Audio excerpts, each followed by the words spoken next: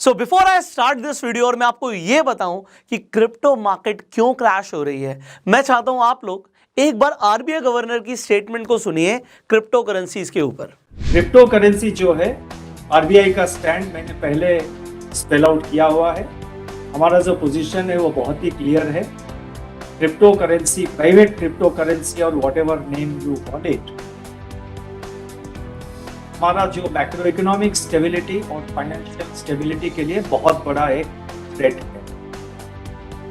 RBI का policy actions in various areas, वो crypto, private cryptocurrency और cryptocurrencies which have currency like character, they will undermine RBI's ability to deal with issues of financial stability. और जो investors, आज कहना मेरा duty बनता है, पहले शायद ये क्वेश्चन पूछा गया था और मैंने कहा था कि भाई इन्वेस्टर्स अपना फैसला खुद करें, लेकिन मैं ये कहना चाहता हूं संक्षिप्त में, जो इन्वेस्टर्स क्रिप्टो करेंसी में इन्वेस्ट कर रहे हैं उनको ये माइंड में रखना चाहिए कि जो भी वो इन्वेस्ट कर रहे हैं वो उनके खुद के रिस्क पे कर रहे हैं। They are investing at their own risk. उनको ये भी माइंड में रखना चाहिए कि ये जो क्रिप्टो करेंसी है इसका कोई अंडरलाइंग नहीं है, नॉट इवन अ ट्यूलिप। अब जैसा कि आपने आरबीआई गवर्नर को सुना, उन्होंने बोला कि क्रिप्टो करेंसीज की कोई अंडरलाइंग वैल्यू नहीं है, एक ट्यूलिप जितनी भी वैल्यू नहीं है। अब ट्यूलिप आप सब जानते हैं कि एक फूल होता है, एक फ्लावर होता है।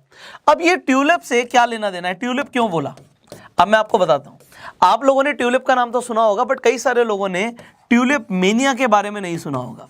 अब ये ट्यूलिप मेनिया क्या है? अभी जब हम हिस्ट्री की बात करते हैं और जब हम ह्यूमंस की ग्रीड की बात करते हैं तो ग्रीड किस लेवल पर जा सकती है, उसके लिए एक बहुत अच्छा एग्जांपल है ट्यूलिप मेनिया। अब ट्यूलिप मेनिया हॉलैंड में हुआ था, आज की डेट में हम नीदरलैंड्स बोलते हैं। तो हॉलैंड के अंदर पहले ट्यूलिप फूल होता नहीं था, ये सेंट्रल एशिया में होता था। तो जब हॉलैंड के अंदर ट्यूलिप आया तो लोगों को बड़ा अट्रैक्टिव लगा, ये वाइल्ड फ्लावर उन्होंने कभी देखा नहीं था। तो अब हॉलैंड के अंदर जो बहुत अमीर लोग होते थे ना, सिर्फ वही ट्यूलिप अपने गार्डन्स में लगवाते थे। अब हुआ क्या, लोगों ने ना, देखो अमीर लोगों को लोग कॉपी करते हैं, तो लोगों ने ना सोचा कि हम भी अपना स्टेटस दिखाएंगे, हम भी अपने गार्डन के अंदर ट्यूलिप लगाएंगे, और ट्यूलिप की ना डिमांड बढ़ गई। अब जैसे जैसे डिमांड बढ़ी तो होता क्या था, अगर ट्यूलिप का फूल अगर किसी को चाहिए तो अगर वो बीज से उगाएगा तो 7 से 12 साल लग जाते थे फूल आने में, इसलिए वो इतना एक्सपेंसिव होता था। बट बाद में क्या हुआ, ये देखा गया कि अगर हम सीड से ना उगाएं, हम सीधा बल्ब से ट्यूलिप को उगाएं, तो जहां पे पहले 7 से 12 साल लग रहे थे, अब सिर्फ 1 साल के अंदर ही हमें बल्ब से पूरा का पूरा फूल मिल सकता है।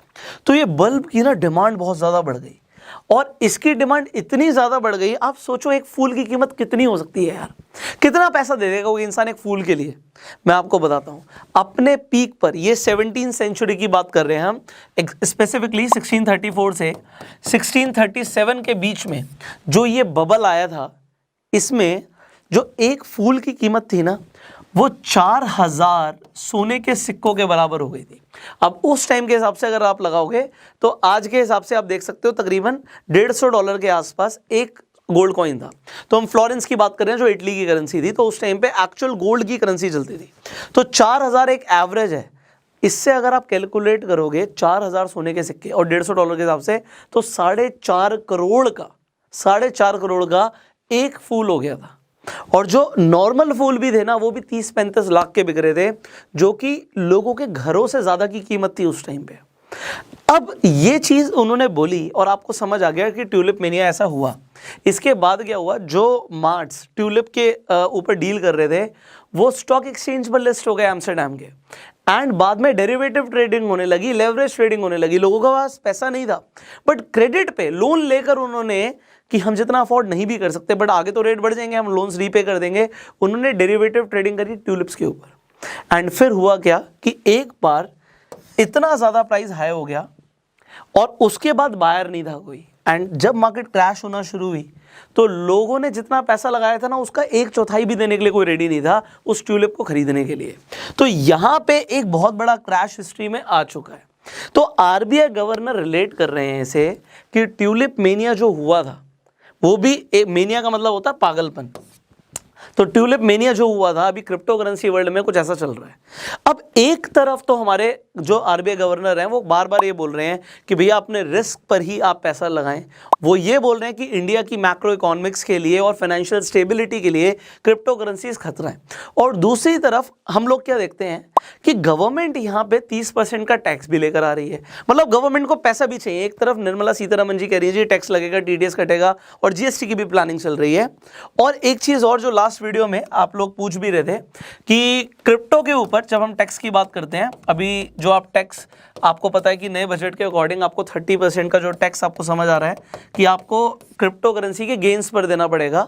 अगर क्रिप्टो करेंसी में लॉस हो जाता है तो कोई टैक्स नहीं बनता। पहली बात आप लोगों का सवाल था, लॉस हो जाएगा तो कहाँ, कोई टैक्स नहीं है, टैक्स सिर्फ गेन्स पर होता है। प्रॉफिट होगा तो टैक्स देना पड़ेगा, और प्रॉफिट के ऊपर मतलब अगर आपने मान लीजिए 10,000 इन्वेस्ट करे थे और वो 20,000 हो गए तो आपको 10,000 रुपये पे 30% प्लस सरचार्ज और सेस देना पड़ेगा।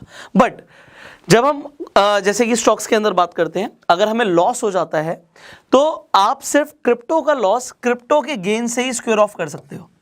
बट इससे पहले क्या था कि अगर आपको कहीं पर शॉर्ट टर्म कैपिटल गेन्स हुए हैं तो आप किसी और एसेट से भी उसे स्क्वेयर ऑफ कर सकते थे। मैंने क्यों बताया, क्योंकि डाउट्स थे तो मैंने डाउट्स क्लियर कर दिए। अगर आपने क्रिप्टो टैक्स के ऊपर वीडियो नहीं देखी तो आई बटन पे लेंगे, आप जाके देख सकते हो। तो अभी मैं ये बता रहा हूँ कि एक तरफ तो गवर्नमेंट टैक्स लेना चाहती है, दूसरी तरफ आरबीआई गवर्नर कह रहे हैं कि भैया हमारी फाइनेंशियल स्टेबिलिटी के लिए खतरा है। तो आप लोगों को क्या लगता है, what is right, what do you think? तो आप कमेंट्स में जरूर बताइएगा। अब एक चीज तो ये हो गई, अब दूसरा सवाल लोगों का ये आ रहा है कि भैया ठीक है, गवर्नमेंट ने जब बोला कि 30% टैक्स लगेगा, लोगों ने ये तो जरूर बोला कि ये टैक्स बहुत ज्यादा है यार, इसे कम करो, कम से कम चलो 15% होता समझ आता। बट टैक्स जब आया तो लोगों को लगा अच्छा अब ठीक है, अब कम से कम ये इलीगल नहीं है।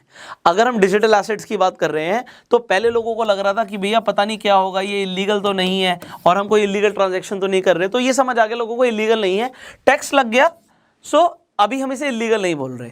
और उस टाइम पे कुछ टाइम के लिए आपको लगा कि मार्केट के अंदर आपको पूरी मार्केट ग्रीन दिख रही थी, बट उसके बावजूद फिर ऐसा क्यों हुआ कि अभी आप जितने भी कॉइन्स देख रहे हो पूरी मार्केट आपको दिख रहा है कि क्रैश हो रही है। अब ऐसा क्यों हो रहा है? ठीक है, आरबीआई गवर्नर ने बोला, ये बात हमें समझ आई। दूसरी चीज, अभी आपको यूक्रेन और रशिया के बारे में भी पता ही होगा, न्यूज आप अगर रेगुलर देखते हैं तो इनके बीच में डिस्प्यूट चल रहा है, तो अभी कोई एग्रीमेंट सामने आया नहीं है।